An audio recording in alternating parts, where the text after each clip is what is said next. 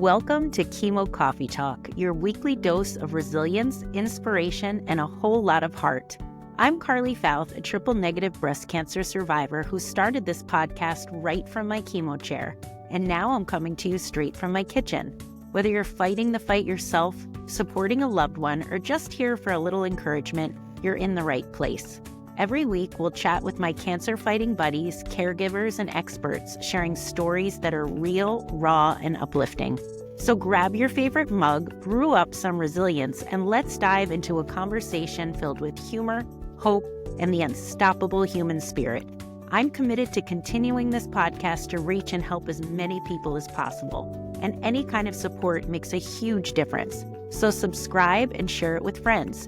Your support keeps me going and helps me spread hope even further. Thanks for listening.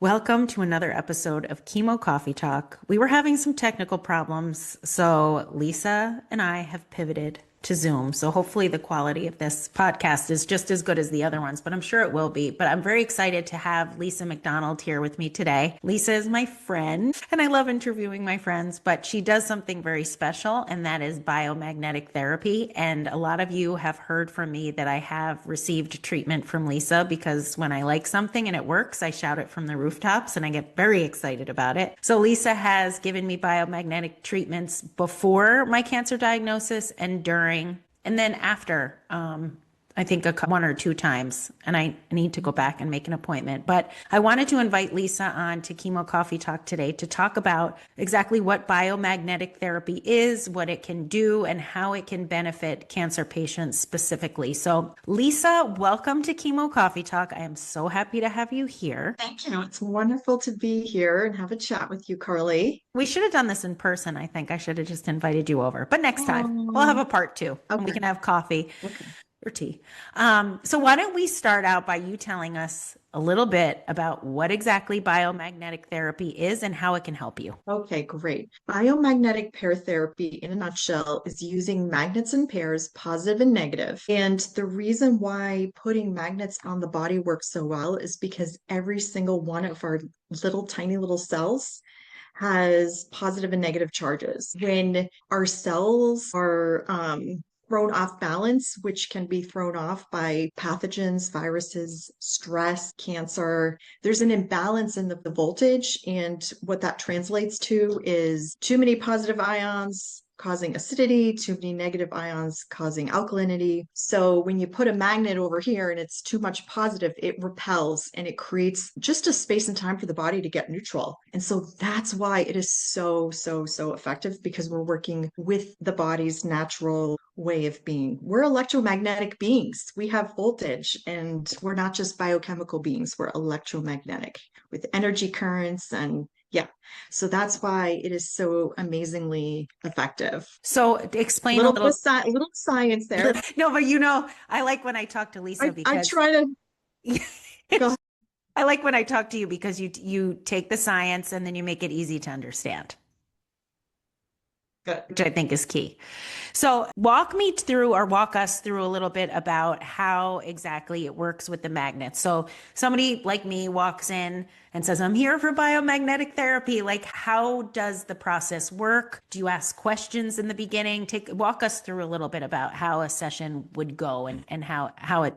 So before someone even comes into my healing space, they fill out a form, and it's a basic medical medical form that gets an overview of what's been going on in your life. And then there might be some questions.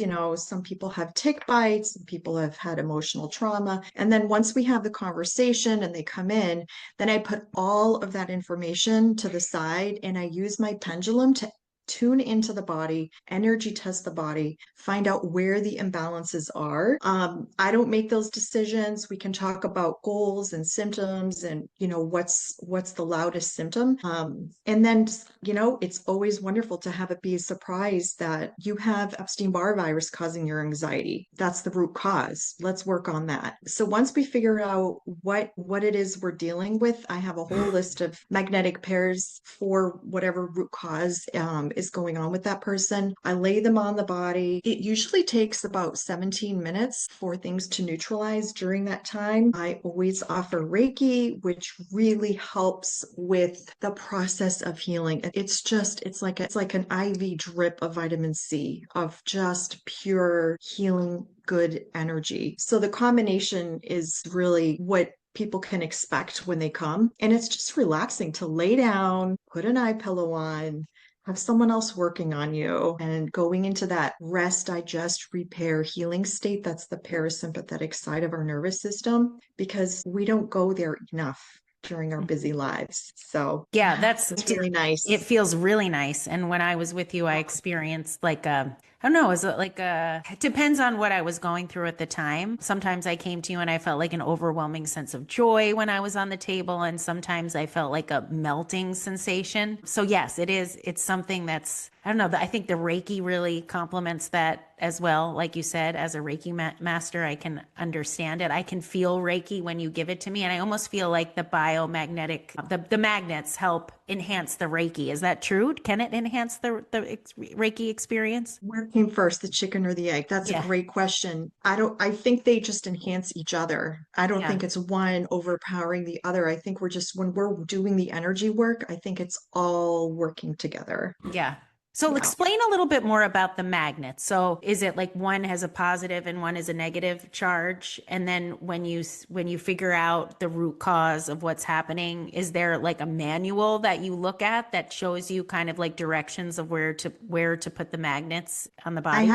Yes, I have a huge manual and I'm constantly adding to it. I'm also finding new pairs and protocols on people all the time. And so that's what I use when I do the energy testing. I flip through the pages and I go through every single protocol that I have to find what is happening with this person. What will they benefit from the most? Yeah. Yeah. And sometimes it's unresolved emotions, right? That are either from our childhood or from, a loss that we experienced 10 years ago that we thought we were fully over because we went to therapy, we did all the things, but there's sometimes some residual and energetic unresolved emotional energy there that can also be resolved and released with the magnets as well. So Because let's yeah. emotional energy gets trapped in the body, Yeah. right? Yep. And you even told me, we'll get into the cancer stuff in a second, but one time I went to Huh. see Lisa and she was telling me a bunch of things about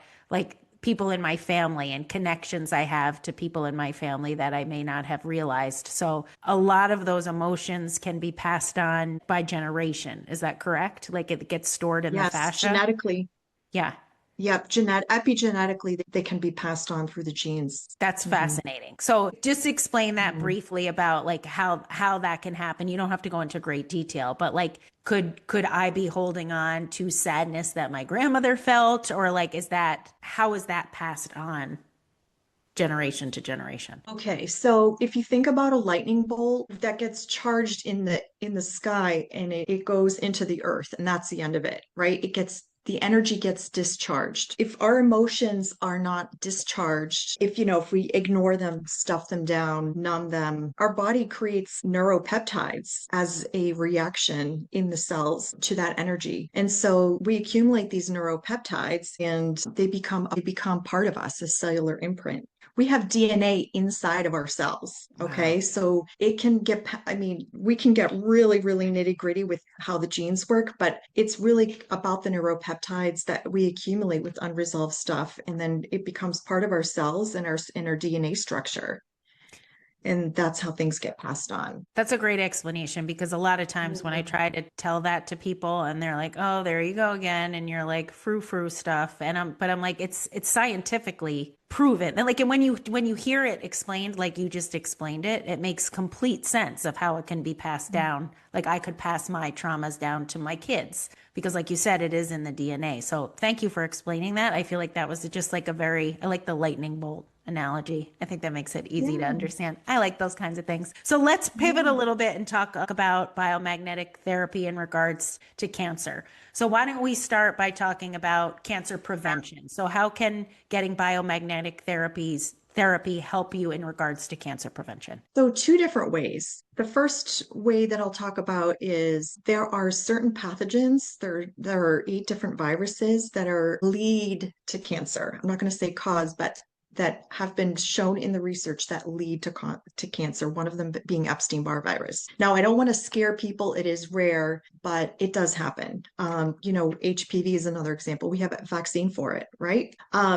The other one is mold. When you have mold illness, if you've been in a mold sick home, that has very, very high people who have mold sickness in their history have a very high cancer rate. All of my mold clients, well, I shouldn't say all, vast majority have them have a history of cancer. So if we can alleviate some of these pathogenic burdens out of the body, then we can sort of prepare ourselves for a healthier future, right? And it's all about the immune system. If you can keep your immune system, your nervous system running as efficiently as possible without having to have all these other things that we're constantly dealing with in the background, we're going to be able to, handle anything else that comes our way, whether it's cancer or something else. Yeah, that makes complete Yeah. sense. How about during Mhm. cancer treatment? And I did come to see you when I was going through chemo, especially at the beginning. I remember it was I just was so tired. I couldn't even put it into words how I felt.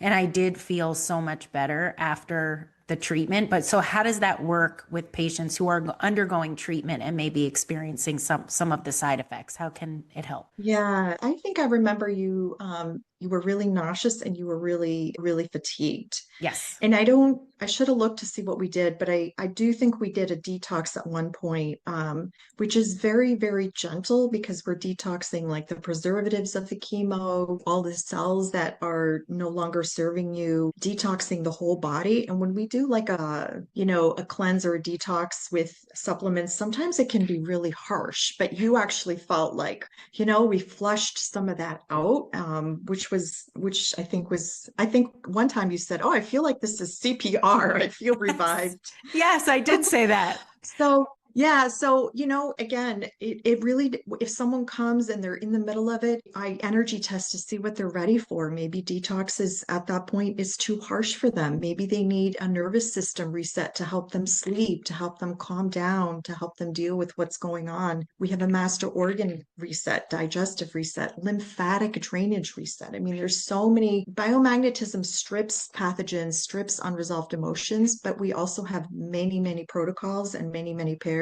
that are nourishing and cultivating and working to boost your organs and your glands. So it can be very different for the individual coming in. I And like it's that. all about body burden, right? Yep. Yep. What can we get rid of and improve to help the body Yeah. operate its best way? And now, how about survivorship once somebody is done with cancer and they've had treatment? And as anybody who has gone through cancer treatments know, you don't just wake up the day after your last chemo treatment and say, I'm ready to face the world again. Everything is fine. Like it takes a while for it to leave your Mhm. system. How does that help in regards to those patients? Again, it's different for everybody, but from personal experience, we do a lot of grief work actually because of what the cancer journey brings us through. So a lot of it is actually grief work. We're so focused on like, oh, you're doing great.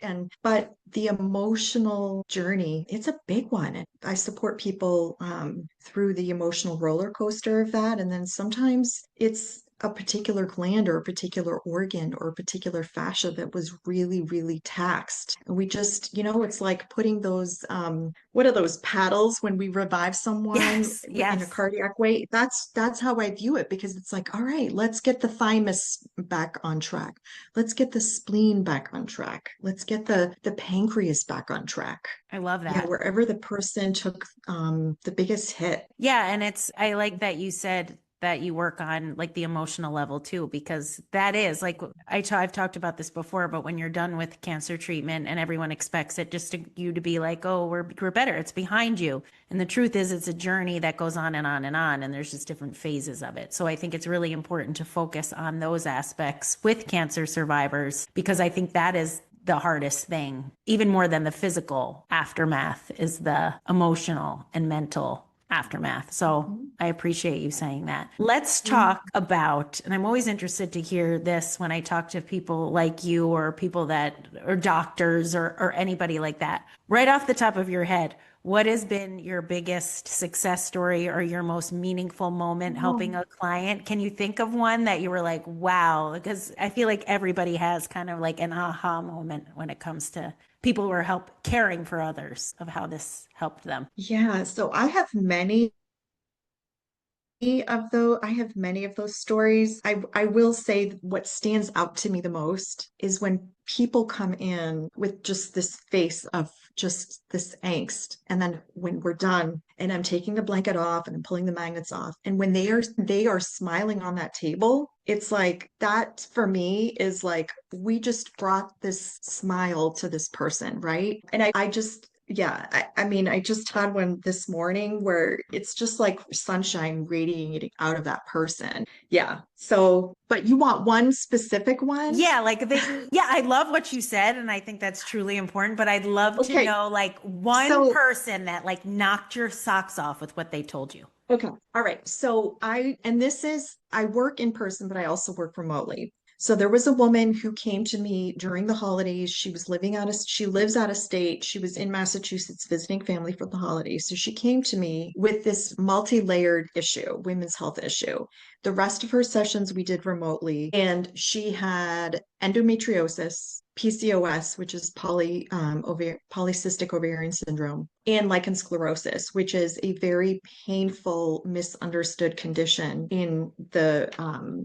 in the pelvic area, redness, itching, inflammation of the skin. And so we worked on all of her women's health stuff. And after 10 sessions, she said, "My dog no longer gets up and walks to me into the bathroom with me because my dog knows that I'm no longer in pain when I urinate.